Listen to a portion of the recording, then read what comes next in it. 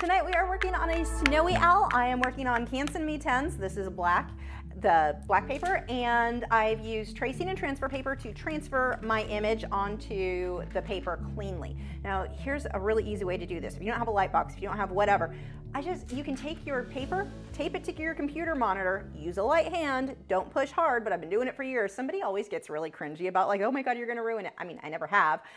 Except that time I tried to clip a GoPro to the monitor. That was a terrible idea. Don't do that. But using masking tape to tape it to the monitor and trace, no big deal. And that way you've got, you use tracing paper, transfer paper under this, little stylus, and just trace over it. You get your image nice and clean right onto the paper. And I'm working on the smooth side of the Canson Me 10s here. I've got my soft tools here. Link for everything I'm using is in the video description along with the reference photo. So those of you who are getting ready to complain, I've had so many people tell me to get rid of the dogs on the screen and put the reference photo there. You can put the reference photo anywhere you like because you can download it. Link is in the description as always. I'm gonna pull a little bit of, this is the, I always get these backwards. This one's the burnt sienna. So I'm gonna pull a little bit of that in there. And I'm just gonna start putting this in there. Now, I'm not jumping to straight white because I'll probably do most of the white areas, the highlights with the feathers, with my colored pencil later. If I go too light right now, those lights aren't gonna stand out. Whenever you're working on dark paper, it's never gonna be, your colors are never gonna be as pure or as bright as they would if you were working on white paper. White paper is going to give you the more natural colors. And we're just going to sketch that in there. I'm going to go into more blues and purples on this side, so I'm not going to pull this shade over there. If you look at that reference photo, we can see this sort of brownish tone underneath the white. That's what I'm looking at. Whenever I'm layering this, I'm looking at whatever is farthest back and working my way forward, you know, from there and working forward.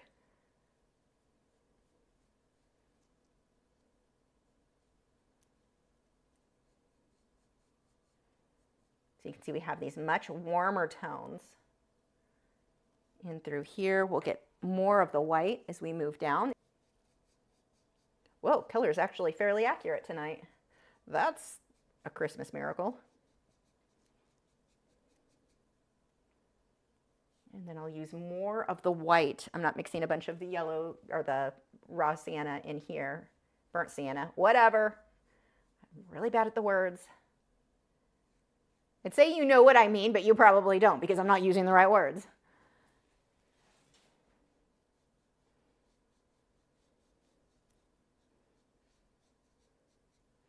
Now, as I do this, I am layering the feathers so they're going about the right direction, but you can see I'm not like staying so super inside the lines, not totally worried about that.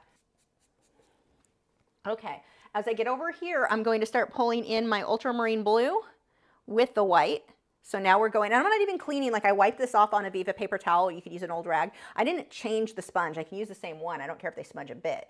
But see how now I've got these cooler tones. And I'll probably pull a bit of purple in there as well. See, like really blue. Now notice that I did not bother drawing out most of the spots. That is just, they don't need to be exact. I'm not going to, if I was doing a big project and I was going to spend weeks on it, yeah, I'd probably go more exact on the spots. But here, for tonight, I can save so much time by just going for close.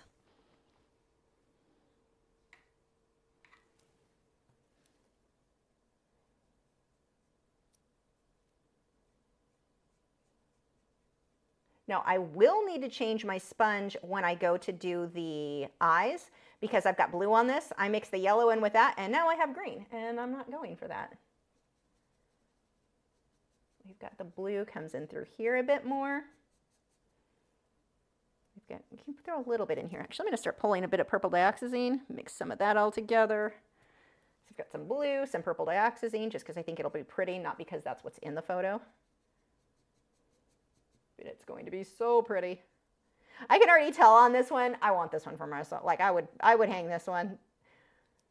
Sometimes you can tell right when you start that you're going to really like something. These colors look so pretty. They're fairly accurate to what you're seeing on camera too. Again, kind of unusual. Just smudge that a bit.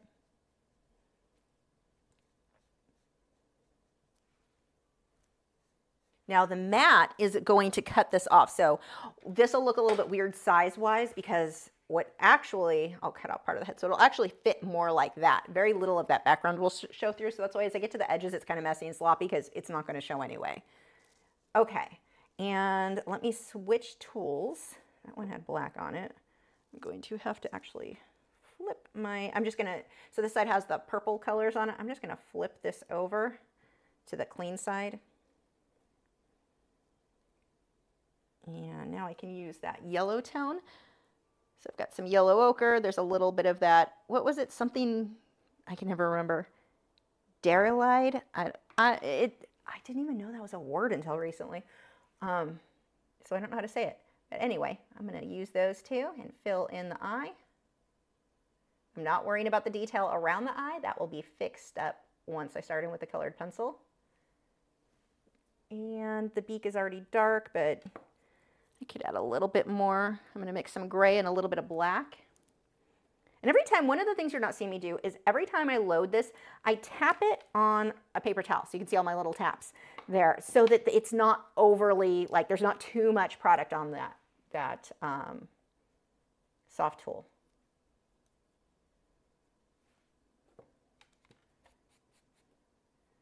I'm going to pull a bit more of the white. We'll do white and purple. It doesn't really matter. I just need to get a little bit of something in there.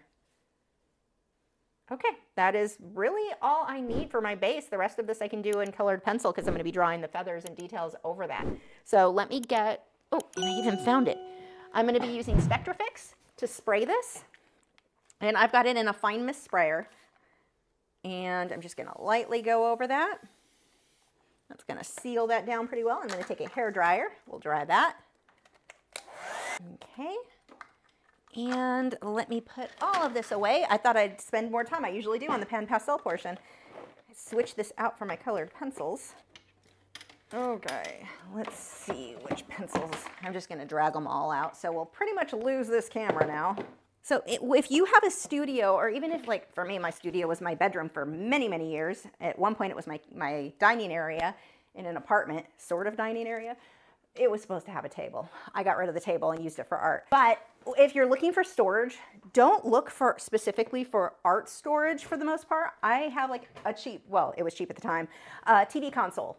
It stores everything. So these are actually my boxes over here that you see me store my pencils in. These are for art, but those are actually fairly inexpensive. I'll put a link when I edit this in the video description for those.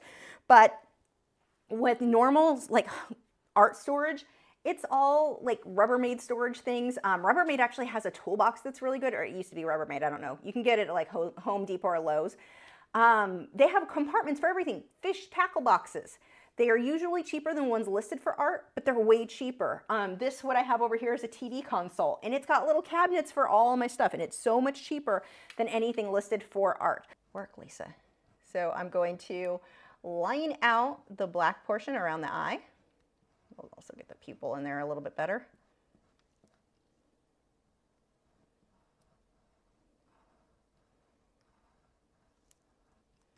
And we're not going to leave the eye just one solid yellow. It makes him look a little bit, well, it's flat. It's horribly flat. Not cute. We'll fix that in just a second. I'm just starting by fixing the shape here.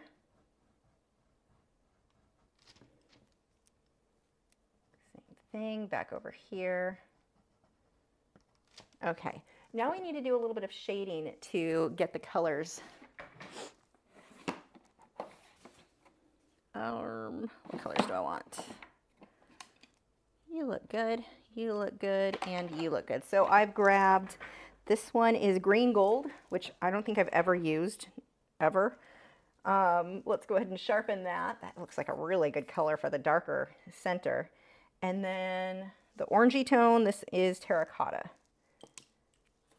And these are both the polychromos. You don't have to use the same colors. You don't need to use the same brand of pencil. Oh, this is pretty much the exact color of the eye already, so I need darker than that. Let's just use Caput Mortem. It's not going to be the exact same color, but it will darken it up, and it looks good against the yellow, so.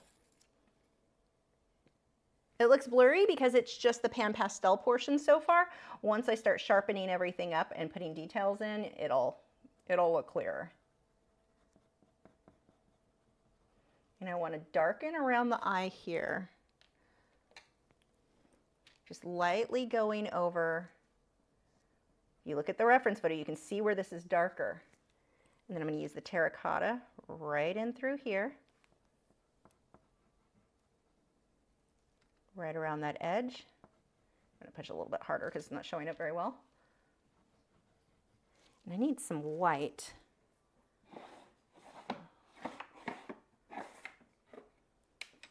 Cream will work. Or sorry, it's called ivory. Same thing. For some reason, they won't let me name the pencils. I'm going to lighten right in through here. Oh, that stands out really nicely. See how it really lightens that up? And we've also got a little bit of the highlight. We can throw that in over here. I'll brighten that up more later.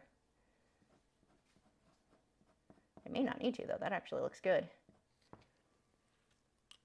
And then I'm going to come around here. And let's darken that up.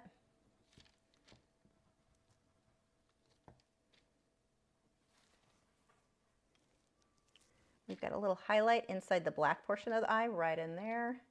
Got a little dot here. And the majority of the detailing is going to be closer to the eye and the beak. As I move my way out, I'll let it be just kind of softly fade out. I'm going to do the beak while I'm at it. Let's just clean up that edge. You can only really see parts of it.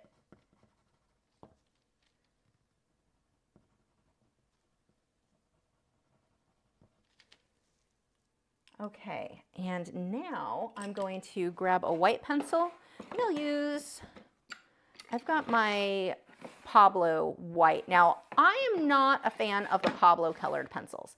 Pablos are to Caran d'Ache Luminance what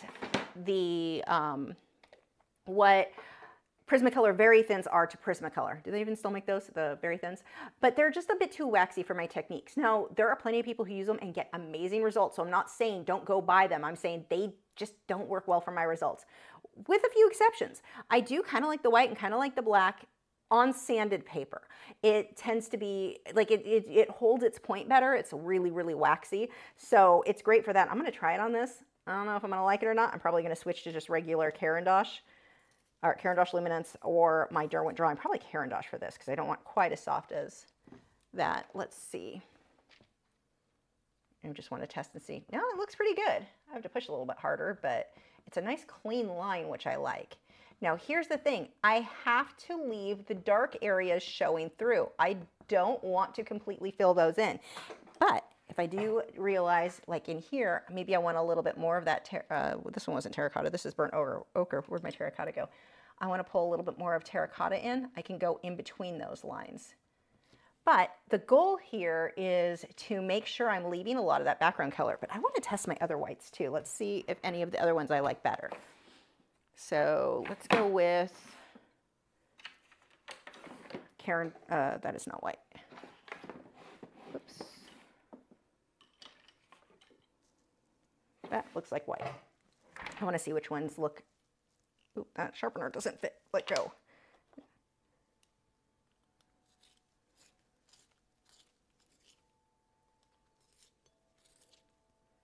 Okay, so let's see.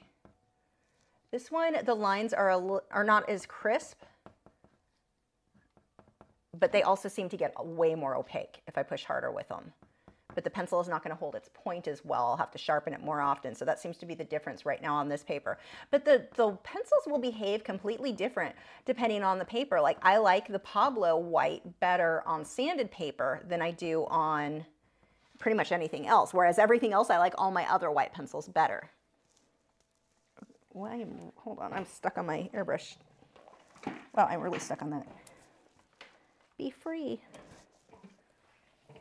Okay, good. Didn't lose the camera. I moved something. You never know what's going to happen then. So I just want to get the hint of the direction that these feathers go in. But yeah, these are definitely, like, it's a little bit more grainy, gritty looking than it looks with the Pablo, but not quite as bright. The Pablo, it's waxier. I'm pushing a bit harder. but it does have a smoother look. Honestly, I can get good results with either. I'll just play around with both. Now, not all of the Pablo colored pencils are light fast like the Caran d'Ache Luminance are. So keep that in mind. A lot of people were under the impression when they bought theirs that they got the whole set thinking they'd be light fast, and they were definitely not. So we've got these little hairy guys sticking out this way.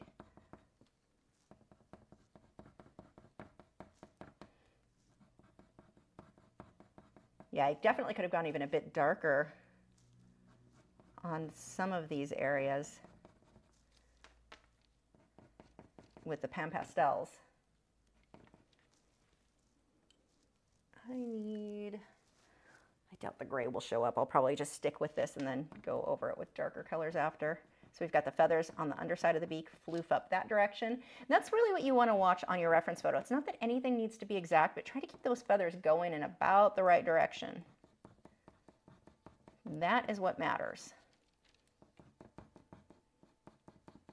You'll see they'll just keep changing direction as you move around. It's really easy to make a few pencil strokes and be like, wow, that looks awesome. So I'll just repeat the same pencil stroke. And it's like a natural thing. Everyone does it. It is not, it doesn't work out that well. Look at your reference photo and pay attention to when that direction shifts. It's pretty constant. So we've got some that are diagonal. So we'll work back and forth this way. This camera is unfortunately not showing you the detail that well. Let me see if I can fix that, if that's something. Okay, back to work.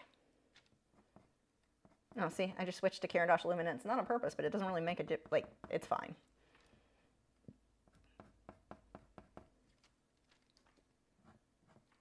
Actually, I'm going to switch back to this guy just because it's a little bit sharper.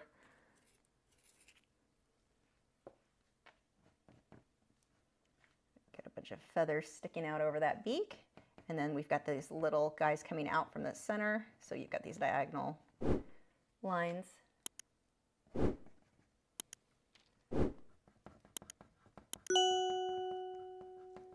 He's so fluffy.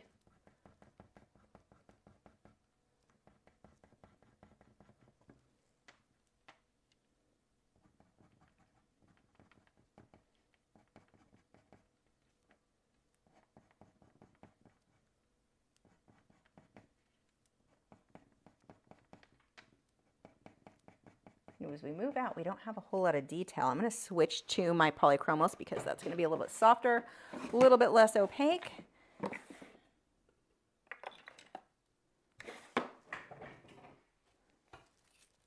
Actually, not just that. Let's get a lighter, like an ultramarine blue. Let me see if I've got one of those in there somewhere. You should be good. You are light ultramarine. Too dark. We'll have to do a combination of you guys. So I'm not pushing very hard, and the luminant or polychromos are not going to be as opaque, which is perfect for over here where I just want this to kind of blend in with the PanPastels. So see, it's making it more like a light purple. It's not the really white area like I was getting over here. And that is what I want. See how these feathers floof in different directions? Again, really watch that reference photo.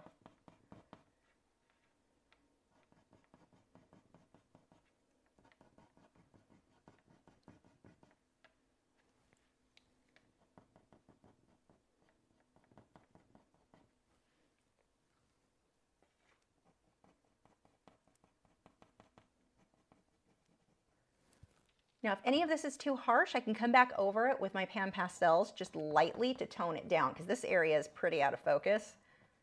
So if my lines, if I don't like how they are, that is a very easy fix with PanPastels on top.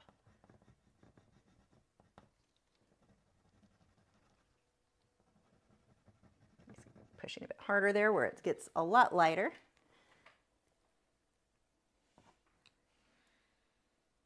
I'm going to stick with my polychromos as we move down here. And I'll start adding some of my black spots in just a moment. I might do some of those. We'll see if it's faster to do it with PanPastels or the colored pencil. I'm really not sure. I'm going to switch over to one of my wax-based pencils. So we'll go with the Carandash. This is the Luminance.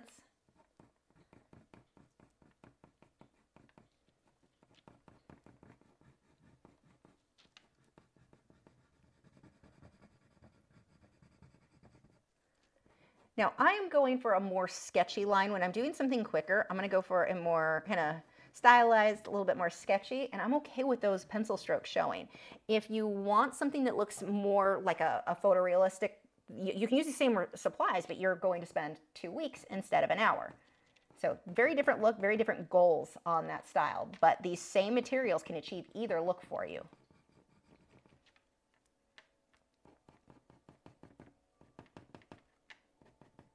Going to get the hint of some of these feathers in here. I'm going to switch back over to my polychromos as I move down here, just because it's going to be a little bit softer. Most of that gets cut off by the mat. You're really not going to see most of that.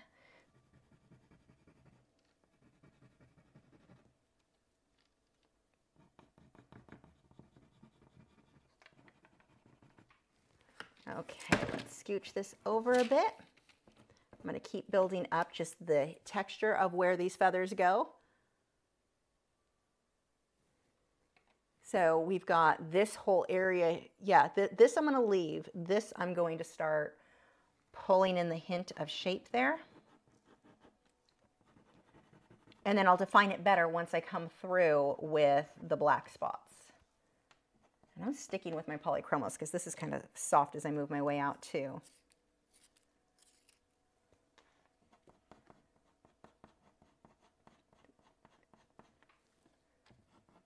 These curve down.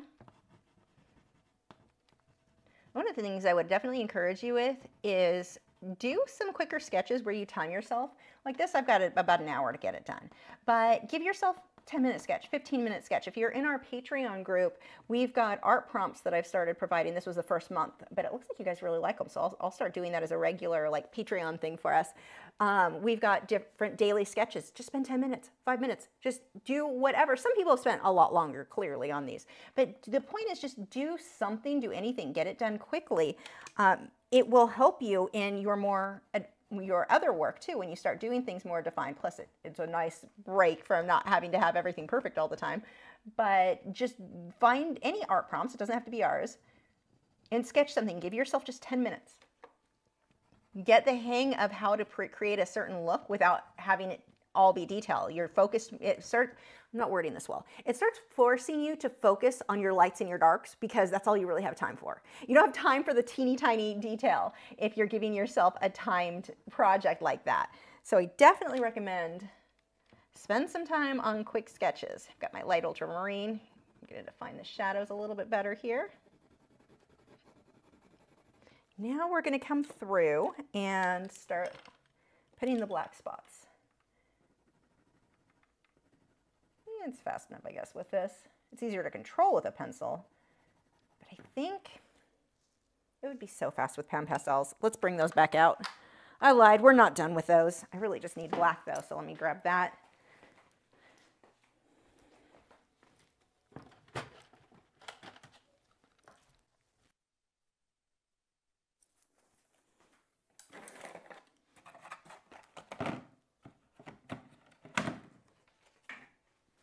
And you can do this whole thing with just colored pencil and no pastels. Either way it works.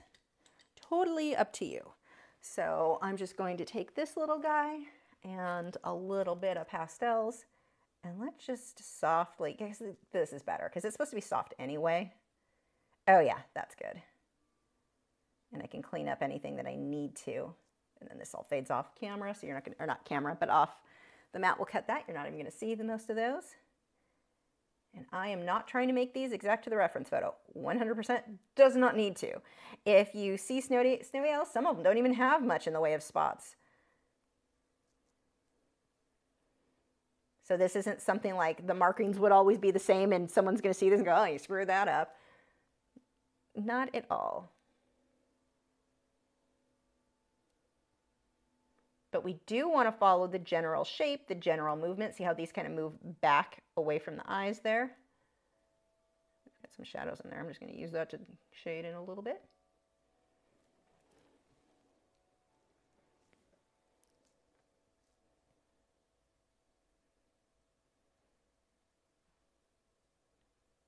So stupid question, where are snowy owls from? I genuinely don't know. I'm thinking Canada probably has some because, you know, North Pole and all. You can tell I've never left the country.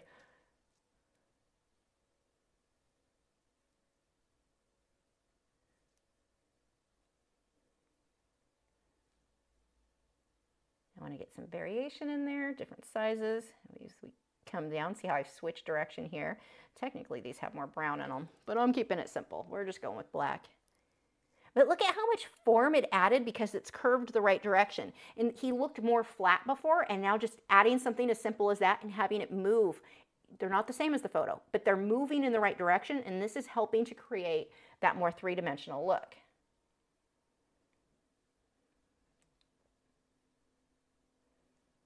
What a difference that little bit made, and my gosh, is that faster and easier with the PanPastels. Love you, PanPastels. Oh, look, and it looks like those ones, oh, perfect. They're just faded because I let it blend in with what was already there. Oh, I am liking this. You know, while I'm at it, let's just add a little shadow into the eye there. I like it. Okay. Let's put the lid back on that for, oh, wait, no, I wanted to soften. No, let's come back to that. Ooh, I almost destroyed my tea there with my foot. Let's get some of the white in a little bit better and some of the different dark shadows. Actually, now that I think about it, let's play around. I'm going to come back to my PanPastels. I'm going to switch. Do I need to? No, I don't need to clean that. I'm going to use, you can't see it, but my raw sienna again. I'm going to use that. Let's pull some of the darks in with the PanPastels, and it'll soften that a bit. I'm going to pull a little bit of red oxide and some brown in that. Let's darken that a bit more. You can do this with the pencils too, totally up to you. I just wanted to see if I liked this better, or mainly I want to see if it's faster.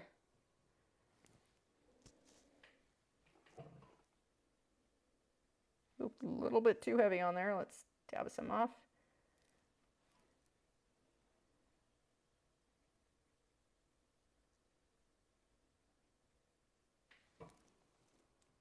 And I'm using, I said red oxide. Is that the actual name of that one? Red iron oxide. Close enough. That mixed with my burnt sienna.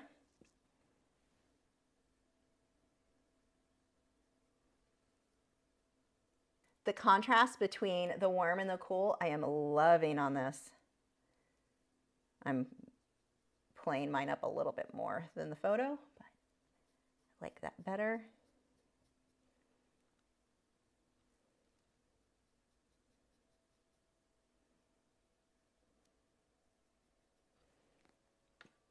Okay, I'm going to do the same thing. Actually, I need to flip my little cover back over. I want to use my purples and blues a little bit, and then we'll come back through with the white pencils.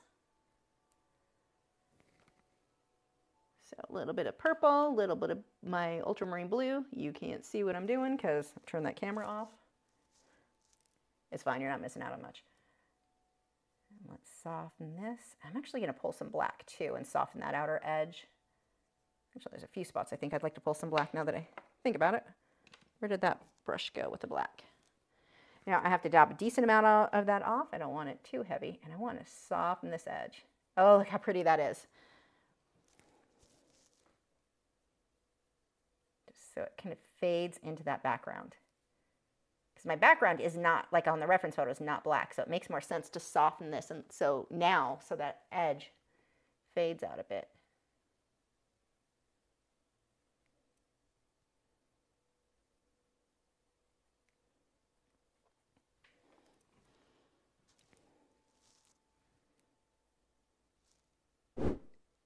I'm going to pull a little bit more with the darks in here so that when I come through with the whites, they show up a little bit better.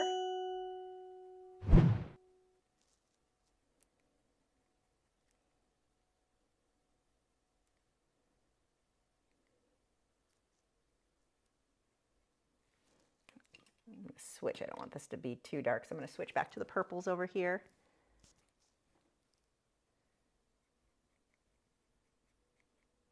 By making this darker, my brights are going to stand out more. So if you're doing something and you just, like your lights just never seem light enough, it's probably because what's next to it isn't dark enough.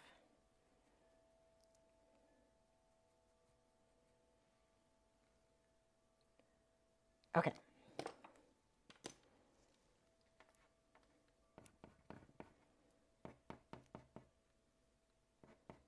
Actually, I'm going to pull a little bit of that purple just into the deeper shadows right in here. So it fades, it's purple, and it comes right out into the red oxide raw sienna area.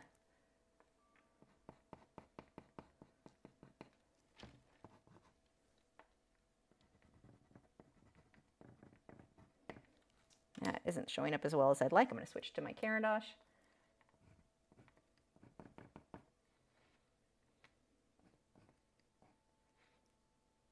So why am I using Caran d'Ache versus the Derwent Drawing, which I feel, or I'm sorry, Derwent Light Past. Derwent Light Past is more opaque for the most part, but it's also a little bit softer.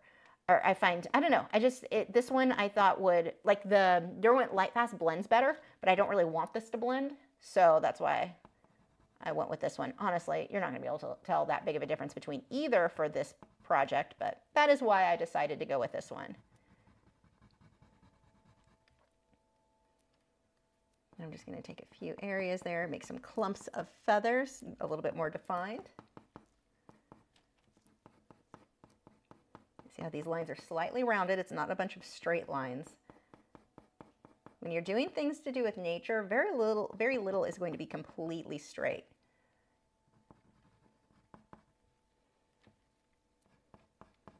Straight is going to be more of your man-made stuff. So everything is just slightly curved.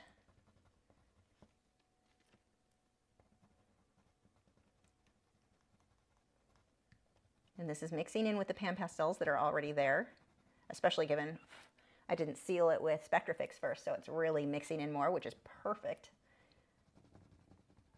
Because I don't want that to be necessarily that white.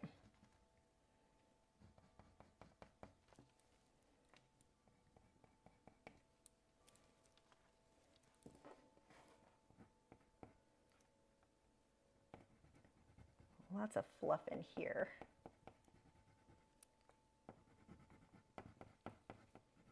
I'm going to use my PanPastels to soften some of this.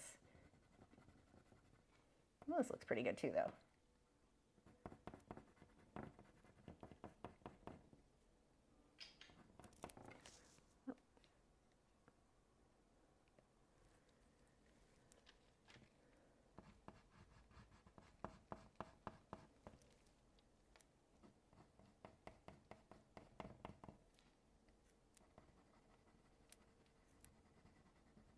Feathers kind of going in a few different directions over here. It's a little bit of cross hatching.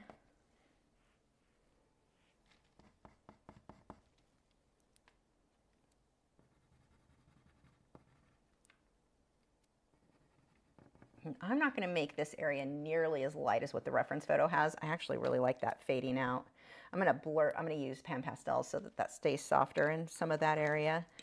And then let's see, we've got a definite highlight coming down here.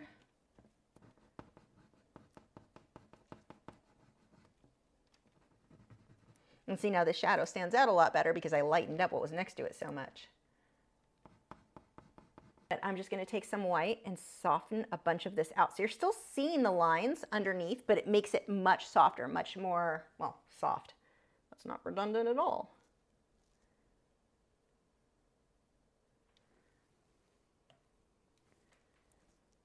It's a little different than usual. Usually I just start with PanPastels and don't bring them back in. Not this time. This time where I'm actually finishing it with the PanPastels. This is going to be way more opaque too on some of these areas.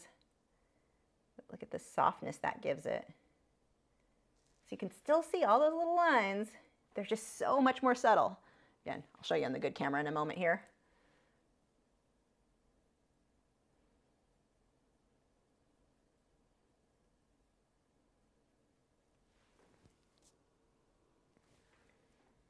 And I'm really just focusing on my light at this point, making sure my lights are light enough, my darks are dark enough, and my details are in there, so I'm not super concerned about that.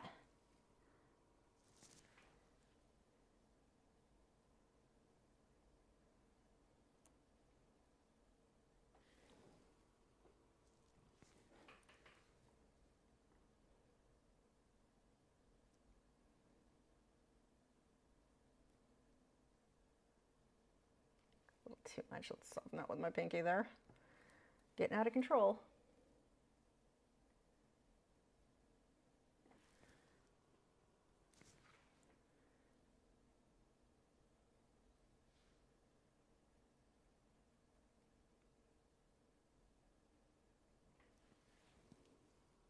The difference that adding the softness makes in person, because you're not seeing as, my lines were definitely too harsh. I really wish webcams would get way better than they are. But my lines were a little bit too harsh, and this is just softening it so nice.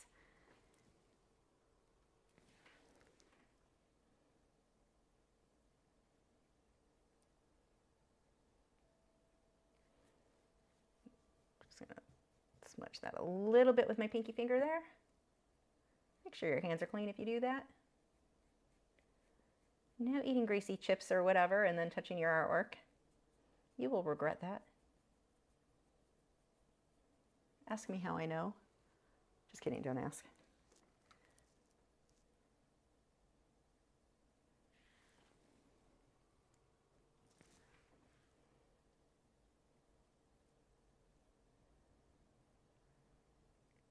And people often ask me why, I always get this comment, why don't you just use soft pastels or pastel pencils over this instead of the colored pencil?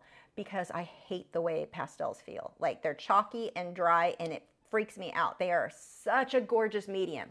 I'm so jealous of those of you who aren't crazy people and can handle the feel of that on your skin. I am not one of them. They really give me the heebie-jeebies.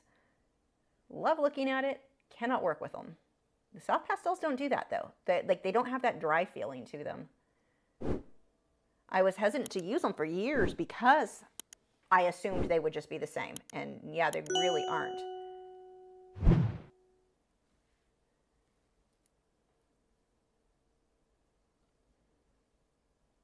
want to soften that a bit there too.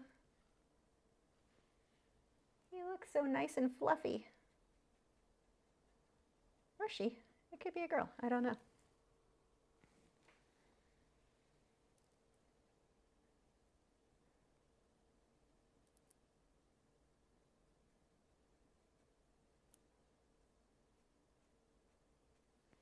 Okay. I think she's done. Now she's a she.